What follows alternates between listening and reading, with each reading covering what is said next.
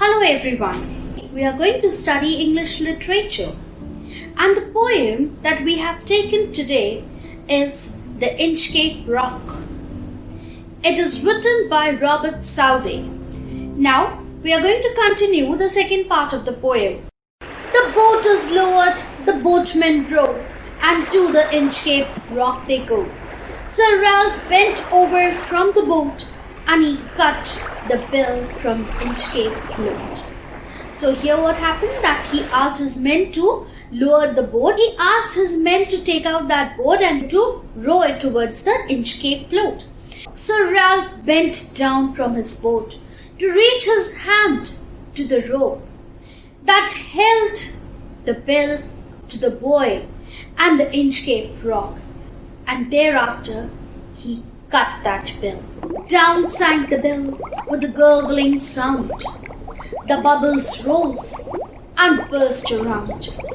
Quoth Sir Ralph, the next who comes to the rock won't bless the abbot of Aberbrothock. As soon as the evil-minded Ralph he cut the rope of the bill, it sank down into the deep waters of the ocean, creating a gurgling sound. The bubbles also appeared on the surface of the water and they burst at once. Deriving satanic pleasure out of his wicked joy of cutting the rope, he said that the person who followed next towards the Inchcape rock would not bless the abbot of Aberbrothock. It means the person who was sailing towards the rock would not be able to listen to the warning bell now, as he has cut that, and collide his ship or the boat against the Inchcape rock and die. In that way, he would not be able to bless the abbot of Aberbrothock. The next stanza says, Sir Ralph the rover sailed away. He scoured the sea for many a day, and now grown rich with plunder store, he steered his course for Scotland's shore. So, here, the word scoured means that he searched for something valuable, and plundered means the looted items that he gathered, whatever looted things that he had. Steered means moved in a particular direction or to sail towards a certain direction, and course is the route or the way towards which he moved. In this stanza, we see that after cutting the rope of the bell, Sir Ralph the rover he sailed away from there. He was a pirate, and so he searched for the ships and boats to loot them of the valuables. He did so for many a days, and now he became a rich person with plundered loot, valuable things that he had gathered, the looted materials that he gathered from those ships. One day he was on his way to Scotland's shore. The next stanza says, so thick a haze o'erspread the sky, they cannot see the sun on high. The wind had blown a gale all day, at evening it had died away. So here, the word haze tells us that because the sunlight was not there and it becomes very much hazy, the atmosphere is full of dust and vapor. So that's why the visibility was very much less. And gale is the word that tells us about the strong winds. So in this stanza we see that while he was returning back to the Scotland region, it happened that the area has been filled by the fog and in the atmosphere. It was spread far and wide, making the sun invisible to Sir Ralph the rover and his companions.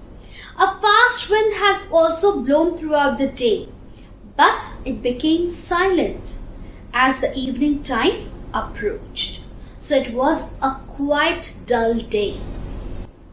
On the deck the rover takes his stand, so dark it is they see no land. Quoth Sir Ralph, it will be lighter soon, for there is the dawn of the rising moon. So here we see that Sir Ralph the rover he stood on the deck and they could see no land or nothing that is nearby, because everything was covered in fog. And after that, Sir Ralph, he said it would soon be some light. He was giving some hope to his people, to his companion, and he said that soon there will be some light, as he said that soon there will be the dawn of the rising moon. "Canst hear," said one, "the breakers roar? For methinks we should be near the shore. Now where we are I cannot tell, but I wish we could hear the Inchcape bell." So here the word methinks means I think. So here we see that one of the companions of Rover is speaking, and he was a sailor on the boat. He expresses his opinion on the situation. He said that they might be near the shore, as no roar of the waves was heard by them. At that time, he could not explain the right location as if where they were at that time. He wished that it would have been better if they would have heard the Inchcape bell, so that they would be knowing about the dangers of the sea. "They hear no sound, the swell is strong. Though the wind hath fallen, they drift along, till the vessels strike with a shivering shock. O Christ, it is the Inchcape rock." So now in this stanza what we see, that there was no sound that can be heard, and there was a very high swell in the sea water. Previously what used to happen, that when there was high swell, the bell used to ring. But here, since Sir Ralph the Rover has already cut that rope, so there was no bell to tell them the dangers. The wind had grown weak, and they continued rowing their vessel. That is the ship. Here the vessel means the ship. Until they were struck against something solid, and it sent a shivering shock to the vessel. And while they were moving slowly into that white water, suddenly what happens, that they were hit by something, a shock that comes over the vessel. And they immediately understood and uttered in dismay, in disappointment, that it was the Inchcape rock against which the ship had got struck. Sir Ralph the Rover tore his hair. He cursed himself in his despair. The waves rush in on every side. The ship is sinking beneath the tide. In this stanza we see that Sir Ralph the Rover, he tore his hair in frustration, and to show his foolishness and helplessness because of what he has done. It was because of him only that they have been into this situation, that now their vessel has struck the Inchcape rock. And he cursed himself for the wrongdoing. And we see that from everywhere the waves rushed into the ship, from all sides to take it down the sea water.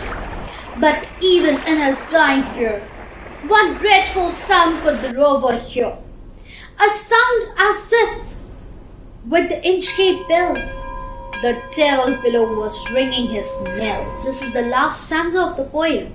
And here we see that as the ship was proceeding down to rest in the watery grave, as the ship was going down into the sea water, the rover heard the sound like that of the Inchcape bell. As he heard that sound now, the gurgling sound when the bell was going down, and it was the sound of the death knell. The sound that he can hear just now was the same sound that reminded him of his approaching death due to his misdeed. Nature always takes revenge for the wrongdoings. One who digs a ditch for others falls in that very ditch someday. And the same thing happens with Sir Ralph the Rover, and we see that he died in that shipwreck because of his misdeed. What was his misdeed? His misdeed was that he had some bad intentions against Abbot of Everbrother, and because of that he cut that rope, and today what has happened, what consequences he is facing is because of cutting down that rope that used to remind the travelers, the mariners, about the perilous rock.